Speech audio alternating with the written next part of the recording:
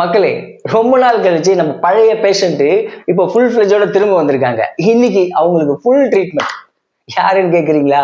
நாதாரித்தனமான பேச்சுக்கள் பேசும் ஜூலி. நயா புசுக்கு நாதாரித்தனன்ட்ட மொராலிட்டியில அதெல்லாம் வந்துருச்சு. மொராலிட்டி வகுப்பு எடுக்கும் எங்கள் அண்ணன் ராசா அவர்கள் நாதாரி என்று முதலமைச்சரை சொல்லும் போதே அப்போ அது மொராலிட்டிக்குள்ள வந்துருச்சு. இனிமே அந்த வார்த்தையை சொல்லாடலை பயன்படுத்தலாம். ராசா அண்ணன் என்னைக்கு எங்க முதலமைச்சரை சொன்னதுக்கு மன்னிப்பு கேட்கிறாரோ அது வரைக்கும் நாங்கள் எல்லாருமேலையும் இந்த வார்த்தையை பயன்படுத்துவோம். நாதாரி தனமான பேச்சு பேசணும்னு தான் சொல்லியிருக்கேன் இது வரைக்கும். ஜூலிய நாதாரி நான் சொல்லல. ஆரம்பிச்சிடலாமா?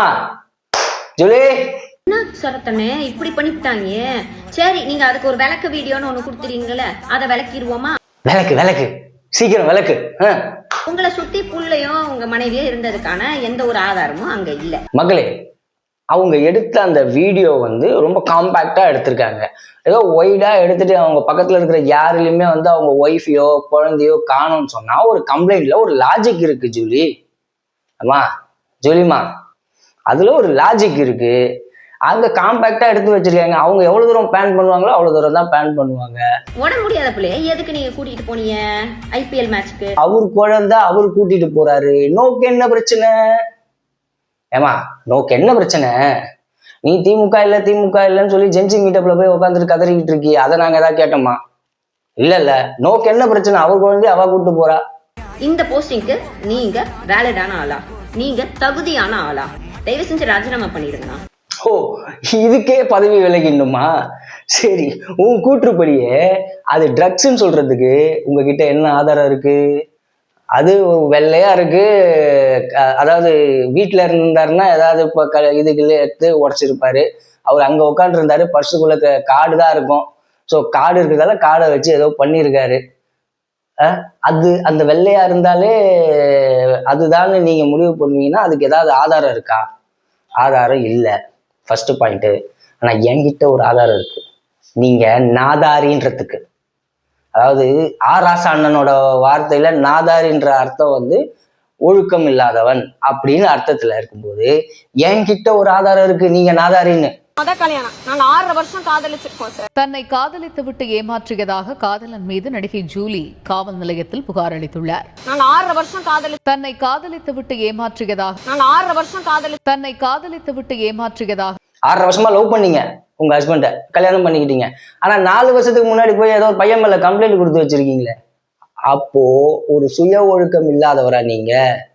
ஒரே வண்டியில 2 குதிரையை ஓட்டுனீங்களா? அதுக்கு பேர் நாதாரித்தனம் இல்லையா? அதுக்கு பேர் ஒழுக்கம் இல்லாதவர் இல்லையா? இப்படி ஒழுக்கமே இல்லாம இருக்கிற நீங்க வெளியே மக்களுக்கு பாடம் எடுக்க என்ன தகுதி இருக்கு?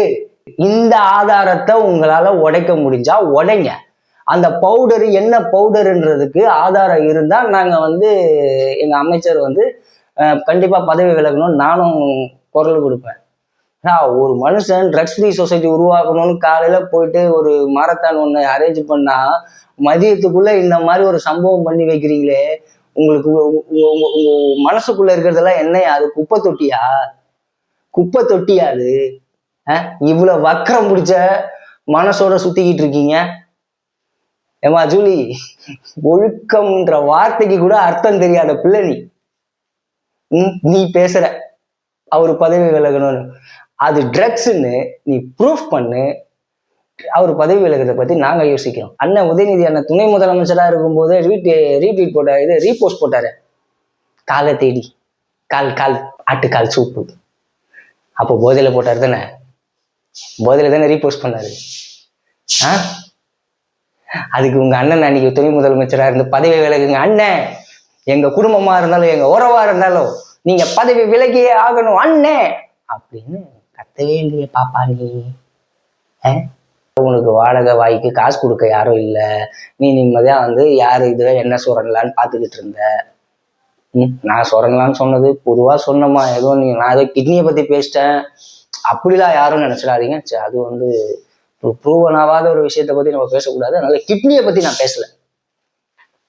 ஜூலி பேசின நாதாரித்தனமான பேச்சுக்கு தான் நம்ம பதிலே தவிர கிட்னியை பத்தி நம்ம பேசணும். அடுத்து வருவாங்க, ஏன் உங்க ஆளுக்கு சுய ஒழுக்கம் இருக்கா? 3 ஷா 3 ஷா 4 ஷான்னு. அது எதுக்குமே உங்ககிட்ட ப்ரூஃப் இல்லை. எதுக்குமே ப்ரூஃப் இல்லை. ஓகேவா? எல்லாம் ஃப்ரெண்டு கூட பண்ணலாம். நாங்கள் சொல்லுவோம் ஃப்ரெண்ட்ஷிப்பாக கூட இருப்பாங்க, ஒரு டீப் ஃப்ரெண்டாக கூட இருப்பாங்க. எனக்கு கூட தான் அப்படி ஒரு தோழி இருக்காங்க, இருக்கலாமே, அதில் என்ன தப்பு இருக்கு? ஆனால் நீ 4 வருஷத்துக்கு முன்னாடி ஒரு பையனுக்காக கம்ப்ளைண்ட் பண்ணதுக்கு ப்ரூஃப் இருக்கு. 6.5 வருஷமா தான் இவரை லவ் பண்ண, உங்க ஹஸ்பண்டை லவ் பண்ணன்றதுக்கும் வாயால சொன்ன ப்ரூஃபும் இருக்குமா? அப்படி இருக்கும்போது நம்மலாம் பேசலாமா? பேசுறதுக்கு ஏதாவது கொஞ்சமாவது நமக்கு ஏதாவது இருக்கணும்ல, எடே இருக்கணும். ட்ரக்ஸ் ஃப்ரீ சொசைட்டிக்காக தலைவன் ஓடுறான். ஆனா ஆதவ அர்ஜுனானே, இவங்களுக்கு நீயே தீனி கொடுக்காதனே, இந்தியாவிலே இவருதான் ஓடினார்களான்னு சொன்ன பாருங்க. இந்த பருத்தி வீரர்ல சொல்ற மாதிரிதான் சொல்ல வேண்டியது இருக்கு. இதெல்லாம் நமக்கு இது பண்ணிக்கிட்டு இருக்கு. ஆனா நான் இந்தியாவில் அவர் ஓடின பெருசு இல்லைம்மா. நான் தமிழ்நாட்டுல இருந்த முதலமைச்சர்ல வெறும் கொடி அசைச்சு திட்டத்தை தொடக்கி வைக்கிற முதலமைச்சருக்கு நடுவுல ஆக்டிவா இருக்கிற ஒரு முதலமைச்சர் பொறுக்கல. உடனே மா சுப்பிரமணியம் அண்ணன், எங்க முன்னாள் அமைச்சர், அவரு எப்படிப்பட்ட ஓட்ட ஓடினார்லாம் எனக்கு தெரியாதுமா. ஆனா அண்ணா யூனிவர்சிட்டியில ஒரு பையன் அரெஸ்ட் ஆனால, அந்த பையன் மா சுப்பிரமணியம் அண்ணன் கூட போட்டோலாம் எடுத்திருந்தான். அதை தான் நான் பார்த்துருக்கேன். அடுத்து நம்ம அண்ணன் கே நேரு.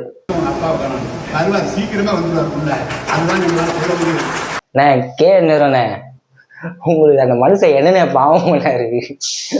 திரும்ப வான்னு கூப்பிட்டு ஏற்கனவே ஒரு கிட்னி எடுத்து அனுப்பிச்சு விட்டுருக்காங்க, இன்னொரு கிட்னி எடுக்க வான்னு அவருக்கு கூப்பிட்டு இருக்கீங்க. பாவனே, அவரு 5 வருஷம் கழிச்சு வரட்டேன், ரெஸ்ட் எடுக்க விடுங்கண்ணே எங்க முன்னாள் முதலமைச்சரை. நான் செம்ம காண்டுனே உங்களுக்கு அவர் மேல. இப்படிலாம் ஐயா ஸ்டாலின் ஐயா, ஒட்டுமொத்த பேரும் உங்க கூட இருக்கவே உங்க மேல கடுப்புலதான் சுத்திக்கிட்டு இருக்காங்க. உங்களை திரும்ப கூப்பிட்டு என் தலைவனை யார் பார், என் தலைவன் நின்னா பார், என் தலைவன் நடந்தா பாருன்னு வடிவேல் மாதிரி உங்க திரும்பி எதுல அடி வாங்க போறாங்க தெரியல.